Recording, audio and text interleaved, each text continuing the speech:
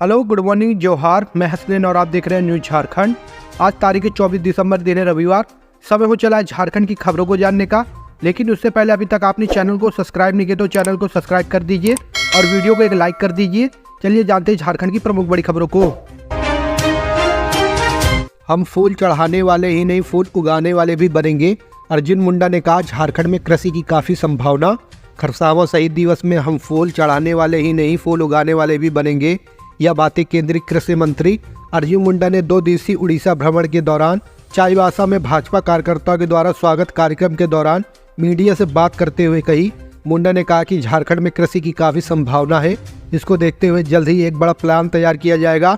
खास करके खरसावा गोलीकांड के शहीदों को 1 जनवरी को श्रद्धा सुमन अर्पित करते हुए फूल चढ़ाते हैं, लेकिन हम फूल उगाने वाले भी बनेंगे। इससे कृषि के क्षेत्र में एक बड़ा बदलाव देखने को मिल सकेगा। 2024 के चुनावी और कानूनी इम्तिहानों के लिए हेमंत सरकार और उनकी पार्टी तैयार। झारखंड में हेमंत सोरेन के नेतृत्व वाली जेएमएम कांग्रेस राजद की गठबंधन सरकार 29 दिसंबर को अपने 4 साल पूरे कर रही है। झारखंड के 23 वर्षों के इतिहास में किसी गैर भाजपा सरकार का यह अब तक का सबसे लंबा कार्यकाल है। 5वां साल यानी 2024 सोरेन के नेतृत्व वाली सरकार के लिए कानूनी और चुनावी इम्तिहानों का बेहद चुनौतीपूर्ण साल होगा। सोरेन केंद्रीय जांच एजेंसी ईडी के रडार पर है। खनन घोटाले में उनसे 1 दफ़ा पूछताछ हो चुकी है। अब जमीन घोटाले से जुड़े मामले में पूछताछ के लिए उन्हें एजेंसी ने 6 बार समन जारी किया है। सोरेन इनमें से किसी समन पर ईडी के सामने पूछताछ के लिए हाजिर नहीं हुए हैं। उन्होंने ईडी के खिलाफ हाई कोर्ट और सुप्रीम कोर्ट तक का रुख किया, लेकिन उन्हें खास राहत नहीं मिली। क्रिसमस के दिन कैसा रहेगा झारखंड का मौसम, कब मिलेगी ठंड से राहत? देश के करीब करीब सभी हिस्सों में ठिठुरन वाली ठंड से लोग परेशान हैं। पहाड़ों पर बर्फबारी हो रही है, जिसका असर मैदानी इलाकों में भी नजर आ रहा है। देश के अधिकतर राज्यों के तापमान में लगातार गिरावट हो रही है। दिल्ली समेत कुछ राज्यों में बारिश की संभावना देखी जा रही है। मौसम विभाग की माने तो अभी झारखंड में मौसम का मिजाज इसी तरह रहेगा। 1-2 दिनों तक आसमान में बादल छाए रहेंगे। इसके बाद न्यूनतम तापमान थोड़ा चढ़ा रह सकता है। मौसम केंद्र के प्रभारी अभिषेक आनंद के अनुसार आने वाले 5 से 7 दिनों में मौसम शुष्क रहेगा। दिन में कोहरा रह सकता है। अभी कुछ दिनों तक आंशिक बादल छाए रहेंगे। इससे तापमान में 2 से 3 डिग्री की बढ़ोतरी होगी। राजधानी का अधिकतम तापमान 22 से 23 डिग्री व न्यूनतम तापमान 10 डिग्री सेल्सियस के आसपास रहने का अनुमान है। इसके बाद फिर से तापमान गिरेगा। मौसम विज्ञान केंद्र ने क्रिसमस के दिन कोहरा छाए रहने की संभावना जताई है। अभी कोई भी मौसम चेतावनी नहीं है। झारखंड के चक्रधर में नक्सली हमला, फायरिंग कर हुए फरार, गांव वालों में दहशत। झारखंड के चक्रधर जिले में सोनुआ थाना क्षेत्र के रघोई से एदलबेड़ा गांव के बीच फायरिंग की गई। फायरिंग कथित नक्सलियों द्वारा करने की बात कही जा रही है। शनिवार देर रात फायरिंग की आवाज़ सुन ग्रामीण भी डरे से रात भर जगे रहे। सुबह सूचना पर पुलिस की टीम ने घटनास्थल पर पहुंचकर जांच की। हालांकि घटना को लेकर पुलिस कुछ भी बताने से बच रही है। बताया जाता है कि कथित नक्सली फायरिंग करते हुए जंगल की ओर भाग गए। इस दौरान सड़क पर जा रहे एक बोलेरो वाहन व बाइक पर भी फायरिंग की बात कही जा रही है। ठंड के कारण झारखंड में तेजी से बढ़ रहे ब्रेन स्ट्रोक के मरीज, इन लोगों को विशेष ध्यान रखने की जरूरत। ठंड के कारण ब्रेन स्ट्रोक और सांस की समस्या वाले मरीजों की संख्या बढ़ गई है। इन दिनों रिम्स की क्रिटिकल केयर यूनिट में 45 में से 22 ब्रेन स्ट्रोक के मरीज भर्ती हैं। इनमें बुजुर्गों की संख्या अधिक है। इसके अलावा अस्थमा, COPD और सांस की समस्या वाले मरीजों का भी इलाज चल रहा है। कई मरीजों को ऑक्सीजन सपोर्ट पर रखा गया है। पिछले 48 घंटे में ब्रेन स्ट्रोक के 4 मरीजों को भर्ती कराया गया है। इधर रिम्स के मेडिसिन ICU में भी बुजुर्ग मरीजों की संख्या बढ़ गई है। यहाँ 18 बुजुर्ग मरीजों का इलाज किया जा रहा है। CCU में बेड उपलब्ध नहीं होने के कारण ब्रेन स्ट्रोक की समस्या वाले मरीजों को मेडिसिन ICU में रखा गया है। पश्चिम सिंहभूम में IED प्लांट करते वक्त विस्फोट, महिला नक्सली बुरी तरह से घायल, जांच में जुटी पुलिस। पश्चिम सिंहभूम जिला अंतर्गत सेनुआ के बोयकेड़ा पंचायत के एक जंगल में IED प्लांट करते वक्त के दौरान विस्फोट हो गया। इस घटना में महिला नक्सली घायल हो गई है। यह देर रात की घटना है। हालांकि पुलिस ने अब तक इसकी आधिकारिक पुष्टि नहीं की है। पुलिस ने बस इस तरह की सूचना मिलने की बात कही है। पुलिस सूचना की सत्यता का पता लगा रही है। सिर्फ ID दिखाकर मुफ्त में यात्रा कर सकेंगी छात्राएं। सभी रूट पर चलेंगी बस। झारखंड में ग्रेजुएशन कर रही छात्रों के लिए परिवहन भत्ता देने की मांग की गई है। इस पर मंत्री मिथिलेश सिंह ने जवाब दिया कि सरकार ग्राम गाड़ी योजना की शुरुआत करने जा रही है। सिर्फ आईडी कार्ड दिखाकर छात्राएं निःशुल्क यात्रा कर सकती हैं। इस योजना के तहत सभी रूट पर बस चलेंगी। धनबाद में एसटीएफ गठन की मांग। विधायक राज सिन्हा ने धनबाद में लगातार व्यवसायियों के भयादोहन व घटना पर रोक लगाने के लिए एडीजी स्तर के पदाधिकारियों के नेतृत्व में एसटीएफ गठन की मांग की। प्रभारी मंत्री आलमगीर आलम ने जवाब दिया कि 15 दिन के अंदर समीक्षा करने के बाद ही इस पर सरकार निर्णय लेगी। झारखंड में धर्मांतरित आदिवासियों को एसटी आरक्षण से बाहर करने का मुद्दा गरमाया। रविवार यानी कि आज रांची में बड़ी रैली। झारखंड में धर्मांतरित आदिवासियों को एसटी आरक्षण की सूची से बाहर करने का मुद्दा एक बार फिर गरमा गया है। हिंदुवादी संगठनों द्वारा समर्थित जनजाति सुरक्षा मंच ने रांची के मोराबादी मैदान में रविवार यानी कि आज उलगुलान आदिवासी डीलिस्टिंग रैली का ऐलान किया है। पूर्व लोकसभा उपाध्यक्ष और झारखंड के खूंटी इलाके से 8 बार लोकसभा सांसद रहे कड़िया मुंडा इसकी अगुवाई कर रहे हैं। कड़िया मुंडा का दावा है कि इस रैली में पूरे राज्य से 1 लाख से ज़्यादा आदिवासी इकट्ठा होंगे। मंच की मांग है कि जिन आदिवासियों ने धर्म परिवर्तन कर लिया उन्हें आरक्षण नहीं मिलना चाहिए। उन्होंने कहा कि डीलिस्टिंग का यह मुद्दा झारखंड से कई टर्म सांसद रहे कार्तिक उरांव ने 1967 में उठाया था। उन्होंने इसे संयुक्त संसदीय समिति के समक्ष रखा था। उन्होंने तत्कालीन प्रधानमंत्री को 235 सांसदों के हस्ताक्षर वाला मेमोरेंडम सौंपा था।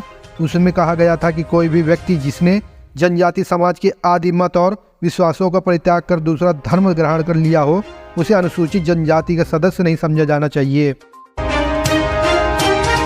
हिंद महासागर में भारतीय जहाज पर ड्रोन अटैक। हमले के बाद भीषण धमाका। एक खतरनाक घटना में हिंद महासागर में एक भारतीय जहाज पर कथित तौर पर ड्रोन हमला हुआ है, जिससे जहाज में विस्फोट हो गया। यह हमला वेरावल के दक्षिण पश्चिम में हुआ है और इसमें क्षेत्र में सुरक्षा चिंताओं को बढ़ा दिया है। व्यापारी जहाज पर एक गुमनाम हवाई वाहन द्वारा हमला किया गया है। हादसे की परिस्थिति अभी स्पष्ट नहीं है, लेकिन विस्फोट की सूचना ने आसपास के जहाज़ों में हड़कंप मचा दिया है। यूकेएमटीओ ने अन्य जहाज़ों के क्षेत्रों में सावधानी से गुजरने की चेतावनी जारी की है। झारखंड के गढ़वा में हाथियों ने मचाई तबाही। महिला की मौत, एक गंभीर, 4 घर ध्वस्त किए। झारखंड के गढ़वा जिले के रंका में शनिवार को अहले सुबह हाथियों के एक झुंड ने जमकर तबाही मचाई। हाथियों ने एक महिला और उसकी बच्ची को कुचल डाला। महिला ने मौके पर दम तोड़ दिया, जबकि बच्ची की हालत गंभीर बनी हुई है। हाथियों ने 4 ग्रामीणों के घरों को पूरी तरह ध्वस्त कर दिया है। इस घटना के बाद सैकड़ों लोग सड़क पर उतर आए। उन्होंने करीब 2 घंटे तक छत्तीसगढ़ और झारखंड को जोड़ने वाले हाईवे NH 343 को जाम रखा। पुलिस और वन विभाग की टीम ने मौके पर पहुंचकर ग्रामीणों को समझा बुझाकर जाम हटवाया। वन विभाग के अफसरों ने आश्वस्त किया कि हाथियों की वजह से जिन परिवारों को जान माल की क्षति हुई है उन्हें सरकारी प्रावधान के अनुसार मुआवजे का भुगतान किया जाएगा। टोनाटांड मुहाने घाट से हो रहा बालू का अवैध खनन। अधिकारी बोले पुलिस का नहीं मिल रहा सहयोग। चतरा के इटखोरी अंचल क्षेत्र के टोनाटांड मुहाने घाट से बालू का अवैध कारोबार हो रहा है। यह घाट बालू के अवैध कारोबार का हब बन गया है।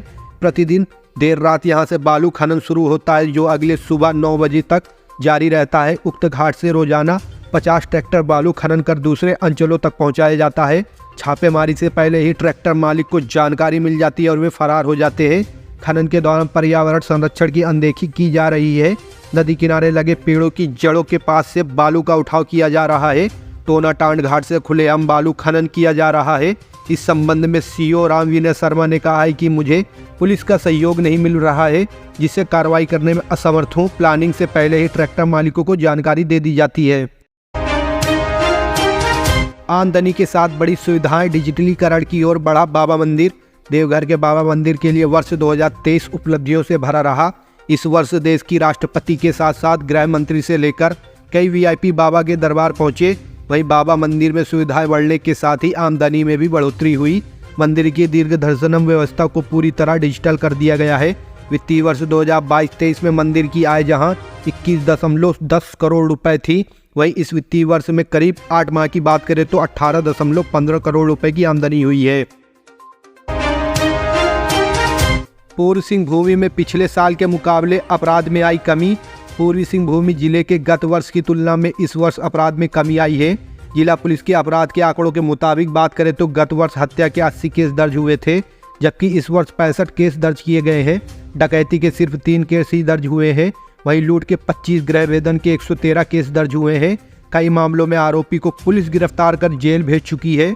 पुलिस ब्राउन शुगर तस्करी के खिलाफ भी छापेमारी कर रही है। गत वर्ष की चोरी के 844 केस दर्ज हुए हैं। इस वर्ष दिसंबर तक 721 केस दर्ज किए गए हैं। भारत बंद को लेकर पुलिस रही अलर्ट, चला सर्च अभियान। भाकपा माओवादी संगठन पूर्वी रीजन बिहार, झारखंड, उत्तर प्रदेश के संघर्ष इलाकों पर लगातार जारी प्रतीकांतकारी हमलों के खिलाफ शुक्रवार को बुलाए गए बंद को लेकर पुलिस गुरुवार की रात से ही अलर्ट पर है। शुक्रवार की सुबह से जिले के नक्सल प्रभावित इलाकों में पुलिस गश्त कर रही है। नक्सलियों के खिलाफ भी सर्च अभियान चलाया गया। हालांकि भारत बंद का गिरिडीह जिले में बंद का कोई असर खास नहीं देखने को मिला। बंद को देखते हुए नक्सल प्रभावित पेटांड, मधुबन, खुखरा, हरलाडी, तेजफुली, मांझीडी के अलावा झारखंड बिहार की सीमा में पुलिस विशेष सतर्कता बरत रही है। मालूम रहे कि भाकपा माओवादी संगठन ने 16 से 22 दिसंबर तक देशव्यापी प्रचार आंदोलन अभियान चलाते हुए 22 दिसंबर को भारत बंद करने की घोषणा की थी। अब झारखंड के पंचायतों में भी मिलेगी स्पीड पोस्ट व रजिस्टर्ड डाक की सेवा, उठाया जा रहा बड़ा कदम। अब लोगों को पंचायत स्तर पर भी निबंधित डाक या स्पीड पोस्ट भेजने की सुविधा मिल सकेगी। पहले चरण में पंचायत राज विभाग यह सेवा 30 पंचायतों से शुरू करेगा। इन पंचायतों का ISO सर्टिफिकेशन कराया जा रहा है। इसके लिए पंचायती राज विभाग ने डाक विभाग के साथ करार किया है। पंचायती राज विभाग, कॉमन सर्विस सेंटर और डाक विभाग ने मिलकर एक स्पेशल पर्पस SPV बनाया है। इसके तहत पंचायत के लोगों को एक ही छत के नीचे कई तरह की सुविधा उपलब्ध कराई जानी है। इसके तहत कॉमन सर्विस सेंटर डाक मित्र सेवा शुरू की जाएगी। यह इंडिया पोस्ट की सेवाओं को लोकप्रिय बनाने का काम करेंगे। यह सेवा ग्रामीण इलाकों में स्वयं सेवा समूह और मध्यम एवं लघु उद्यम को भी समर्थन देगी। राज्य में डिजिटल पंचायत परियोजना के तहत डाकघर सेवा और CSC केंद्रों के बीच समन्वय का काम करेगा। झारखंड में डिजिटल पंचायत CSC केंद्रों के माध्यम से स्पीड पोस्ट, पंजीकृत पोस्ट सेवाओं की शुरुआत ग्रामीण क्षेत्र में रहने वालों को काफी सहयोग करेगा। बिना हेलमेट पेट्रोल मांगा तो जाना पड़ेगा थाने, बढ़ते सड़क हादसों पर रांची पुलिस सख्त। सड़क दुर्घटनाओं पर अंकुश लगाने के लिए रांची पुलिस पेट्रोल पंप संचालकों पर अभियान को लेकर शिकंजा कसना शुरू कर दिया है। Police no helmet no petrol अभियान को सख्ती से लागू कराएगी। रांची पुलिस ने सभी पेट्रोल पंप संचालकों को इस अभियान को सख्ती से पालन करने का निर्देश दिया है। पुलिस प्रशासन की ओर से कहा गया है कि बिना हेलमेट पेट्रोल पंप पर जबरन कोई चालक पेट्रोल मांगता है तो संबंधित थानों को गाड़ी का नंबर भेजे। इसे लेकर पूर्व में जिला प्रशासन और ट्रैफिक पुलिस के साथ पेट्रोल पंप संचालकों की बैठक हुई थी। बैठक में संचालकों ने कहा था कि वे हर हाल में इस अभियान का पालन कराएं ताकि हादसों की संख्या में कमी आए। संचालकों से कहा गया कि अगर कोई व्यक्ति बिना हेलमेट पेट्रोल भरवाने के लिए पंप पर पहुंचता है तो उन्हें किसी भी हाल में पेट्रोल नहीं दे। अगर कोई जबरदस्ती करता हो तो संबंधित इलाके के थाने में ऐसे वाहन चालकों की सूचना दे ताकि संबंधित थाना प्रभारी उस पर कार्रवाई कर सके। सांसद दीपक प्रकाश ने मुख्यमंत्री हेमंत सोरेन को लिखा पत्र, रोपवे कंपनी की शिकायत की। भाजपा के राज्यसभा सदस्य दीपक प्रकाश ने मुख्यमंत्री हेमंत सोरेन को पत्र लिखा है। पत्र में उन्होंने Damodar ropeway and infrastructure limited Kolkata company के खिलाफ शिकायत की है। यह कंपनी देवघर के त्रिकुट में रोपवे चलाने का काम करती है। इसे ब्लैक लिस्ट कर उस पर 9 करोड़ जुर्माने लगाने की भी मांग की है। जामताड़ा जिले में ज़्यादा से ज़्यादा किसानों को दे KCC योजना का लाभ।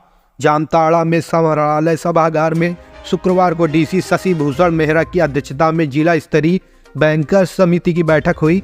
DC ने जिले में बैंकिंग सेवा की उपलब्धता की जानकारी ली। कहा कि जिले में 100% गांव पंचायतों में जहां बैंक शाखा, ग्राहक सेवा केंद्र तथा बैंकिंग सेवा उनके दायरे के पहुंच के बाहर है, वैसे स्थानों में बैंकिंग सेवा को सुदृढ़ करे। CD रेशियो ऋण जमा अनुपात कम रहने पर नाराजगी जताई। बैंकों से अपनी भूमिका को समझकर कार्य करने का निर्देश दिया। कहा कि बैंक जरूरतमंदों को स्वरोजगार करने, अपना रोजगार में वृद्धि करने के लिए आवश्यकता अनुसार ऋण उपलब्ध कराए।